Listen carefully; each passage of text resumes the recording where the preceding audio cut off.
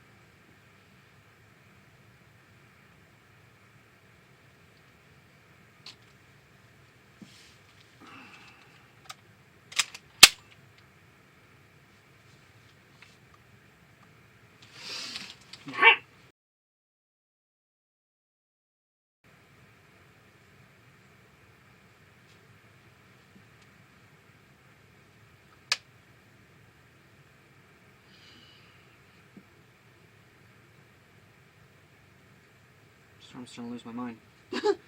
I'm seeing shit that ain't even there. Fuck me. What was I doing again? Oh, that's right, I was checking up on my boy Johnny. Let's see.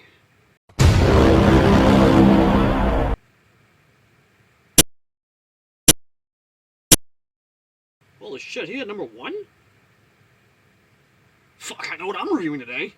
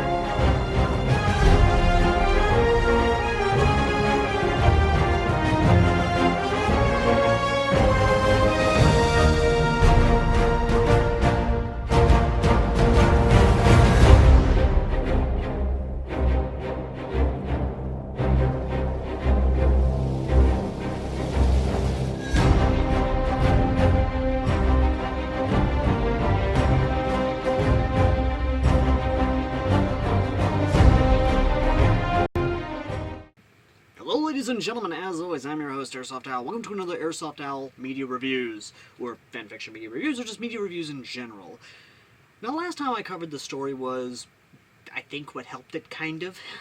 But to catch you up, Exiles, the new power, is more or less the take on Mass Effect arcs, or at least in this case, one where, hey, what would happen if a expedition fleet basically went into the Mass Effect universe 200 years before the events of Mass Effect 1, or in this case, First Contact War. And that faction, of course, in Johnny Boy's story is none other than Halo.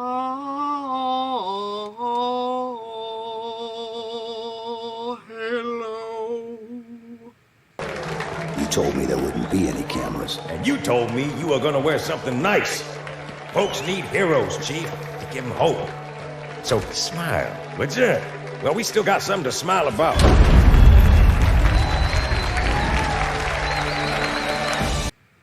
While not being the swords of St. Helios, it is in fact the UNSR. Now, of course, I have talked about this in great lengths. I have discussed this in great lengths. I have literally talked about everything about this story in very much so massive, great fucking details. And I say that in the sense because, here's the thing, folks. I love Halo to no extent. I've made that perfectly clear. And in this story so far, they have literally basically become this massive galactic superpower. And by the time the Batarians have basically fucked around and found out, they have lost a good portion of their colonies. Their pirate colonies, their operations, their slaving operations. The UNSC is literally basically conducting a Baghdad. And yes, I say Baghdad because here's the thing. In the latest chapter, it's literally 6 days in Fallujah. Because they're literally conducting house-to-house fighting and door-to-door fighting, essentially. It is literally Fallujah, basically, because all of them are in full hazmat gear. Now, yes, in the story, mind you, they had to basically be in full combat gear because, you know, they didn't want people to kind of know what they looked like. But in this case, it's kind of warranted because the planet they're fighting on is kind of toxic. Then again, Afghanistan during the Gulf War 1 and 2 was also kind of toxic. I mean, let's face it, Saddam Hussein and the Iranians kind of launched a lot of chemical weapons back and forth, so kind of surprised the land for which they conducted those strikes is no reason to be under belief. Although it might be, and I just don't know because, anyway. But in all seriousness though, ladies and gentlemen, this story, this fiction, this story legitimately is good. And of course, our favorite nerdy boy, who is Talizora's father, finally had the courage in this fiction to basically ask his crush and my god almighty senpai to the prom. And I am happy to report, ladies and gentlemen, she said yes. Our nerdy boy is going to the prom with senpai, with that childhood friend who may or may not be a tomboy. Now, the big thing, though, ladies and gentlemen, is that everyone and their mother has been waiting for one particular element that I reported on in the last review for this fiction. And Johnny knows this. He really does. And he himself has actually given vague answers to me personally. And while, yes, I will happily review this stuff and he will take some ideas I've presented from this, he is one of those people that legitimately will kind of just take our expectations and throw them out of a door. Like, he will launch them into the stratosphere, basically. And the big thing, ladies and gentlemen, is that the last element I talked about in the last review was the fact of he incorporated mobile suits. Fucking Gundams. He even made a joke about it here with the totally not mobile suits.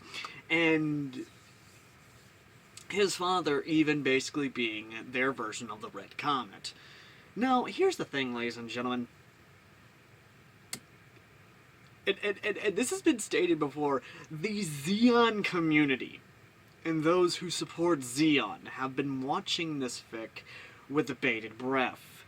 Because, obviously, the Quarians in the story are not being Feddies.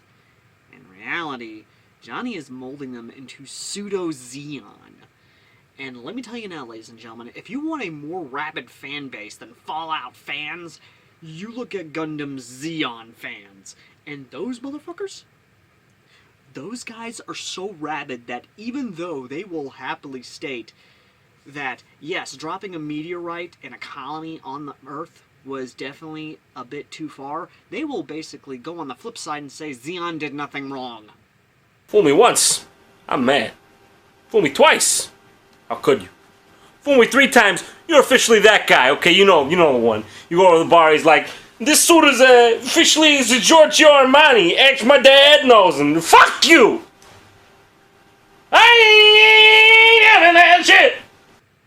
Like, I am not even joking. And I mean this, because as soon as I put up that review, people in the Xeon community have actually contacted me and are actually looking forward to seeing when the Zigranok happens. Because as soon as the Zigranok happens, the Xeon fanboys are going to basically come out in droves. And not only that, but they are looking forward to if Johnny Boy 11 adapts, or at least makes his own version of the speech from Mobile Suit Gundam. We have lost a hero to our glorious cause. But does this foreshadow our defeat? No. It is a new beginning. Compared to Earth Federation, the national resources of Xeon are less than 1/30th of theirs. Despite this, how is it that we have been able to fight the fight for so long? It is because our goal in this war is a righteous one. It's been over 50 years since the elite of Earth, consumed by greed, took control of the Earth Federation. We want our freedom! Never forget the times when the Federation has trampled us! We, the Principality of Xeon, have had a hard struggle to achieve freedom for all citizens of our great nation. My beloved brother, Garmazabi, was sacrificed. Why? The war is at a stalemate. Perhaps many of you have become complacent. Such a lack of compassion is. The Earth Federation has polluted our planet for their own greed. We must send them a message, but not composed of words. We have wasted too much time with words. We need action now. The Earthside elite must be taught a strong lesson for their corruption. This is only the beginning of our war. We have been putting more and more money into our efforts towards making our military stronger. The Earth Federation has done the same. Many of your fathers and brothers have perished valiantly in the face of a contemptible enemy. We must never forget what the Federation has done to our people. By focusing our anger and sorrow, we are finally in a position where victory is within our grasp, and once again, our nation will flourish. Victory is the greatest tribute we can pay to those who sacrificed their lives for us. Rise! Rise! Take your sorrow and turn it into anger! Xeon thirsts for the strength of its people! Sieg! Xeon! Sieg! Xeon! Sieg! Xeon! Sieg! Xeon! I told you, the Xeon fanboys are fucking insane. Like, they are legitimately insane. But, outside of course, the Black League doing its thing, the Turians are now into this war. And sad to say, they didn't want to be involved in this war. And that's the thing I think a lot of people have kind of forgotten about, is the fact of, you don't have to write the Turians as the trigger-happy morons they are. Or, you know, best boy that he is. No. In reality, Johnny Boy 11 has actually written the Turians as realistically as one would with a militaristic hierarchical society who actually is both intelligent while at the same time very strictly regimental. In this case, the Turians know for a damn fact they're being used as basically the tools by other governments, or in this case, the Asari republics, who basically are the only other people outside the Volus who control the economy. And one word from one matriarch who controls the banks, and they could literally crash an economy on any planet or colony or system within their control and sphere of influence. While not as bad as Corpos from Cyberpunk 2077, they do have some influence to basically kind of Illuminati some shit. And so the Turians, reluctantly, are going to do the bidding of their blue-skinned benefactors. Even going as far as contacting the Black League to try and basically mitigate the bloodshed. And that goes about as well as you think it does. I'm not going to say what was said or show what was said. I'm just going to tell you right now, go read this thing for yourself, because dear God, that actually is pretty good. Speaking of which, there is still a lot more going on, especially the world building is fucking amazing. Especially now shown that, yes, the Quarians can in fact have the babies with the humans. Meaning that there are going to be some mix of babies running around, and the society is slowly changing to that pseudo-Xeon mindset. And then again, once you kind of introduce them to something that definitely strikes a chord with them personally, spiritually, in that deep of a level. Yeah, no, Quarians adopting a Xeon structural society, honestly, I can see that. Like, I can legitimately see that. I really can. And that's what's scary about it. Like, legitimately, that's what's fucking scary about it. Now, I will say this, though. There is a lot of potential with this story going forward. And one of the things that I am definitely looking forward to, because Johnny himself has basically made a joke about it, because he made memes about it, is the fact of Garrus's family, the Vicarians, have a thing for humans. And the memes about this have been very, very tasty. They are just very tasty. Meaning that and I've joked about this myself. I'm going to go ahead and share my suggestion I did, is that as soon as the human planet is occupied, which he himself has stated is basically going to be Vietnam, so, you know, slight spoiler of the future, or maybe he'll basically, once again, blow our expectations out of the water with something else entirely, but basically, the Vicarian, the Garrus's grandpa, essentially, is on the occupied world, sees a very beautiful redhead singing in a red dress a la Jessica Rabbit, and, yeah.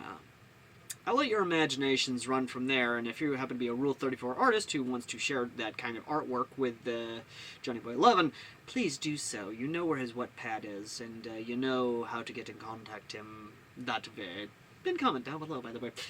But in all seriousness, ladies and gentlemen, this legitimately is a very cool, well-thought-out world, and I cannot stress how good Johnny Boy 11 is when it comes to making and crafting these stories and worlds, especially making them work within Halo. And again, even going as far as explaining, hey, why they don't have the best stuff or why they ain't making bigger ships. Logistically speaking, it doesn't make a lot of sense, especially when you have limited resources. And again, only 200 years have passed, and while, yes, that may seem crazy for some, that, hey, why don't they have more ships? You really don't understand how a society, even in a science fiction world with limited resources, actually works. I mean, have you played a Civilization game, or even any sort of resource management game where, you know, you got to kind of balance your resources, kind of decide, hey, what am I going to put here, there, all that good jazz? Just saying, okay? Just saying. He's a Vedzo. As always, ladies and gentlemen, I've been Airsoft Al, and if you want to read this one yourself, check out the pinned comment down below. And as always, ladies and gentlemen, I've been Airsoft Al, and if you want to help out the channel, pinned comments down below, all of our partners, all the PayPals, all the links and stuff. And I shall see all you in the next review, which totally isn't a certain PayPal-sponsored review.